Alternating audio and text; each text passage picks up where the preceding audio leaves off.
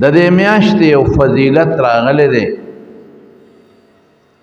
او د دې متعلق نبی کریم صلی الله علیه وسلم بالخصوص د روزو ذکر کړی.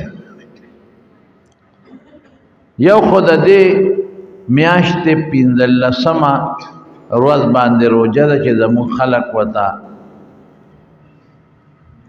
د شپې ته شب برات وایي او د ورځې ته د شب قدر ورځ وایي. لیکن دا میاشت غونډه برکتي ده.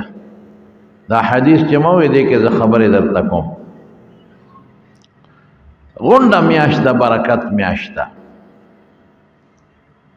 نبی کریم صلی الله علیه وسلم به د شعبان په ټوله میاشت کې خلق صرف دغه یوې شپې ته ګوري، په ټوله میاشت کې به ډېرې روزې نیولې. عائشہ صدیقه فرمایي کہ رسول اللہ مبارک با پورا میاش روجہ دا رمضان نہ بغیر نہ نیولا مگر کبھی نیولا نو اب شو قدر بیاشتے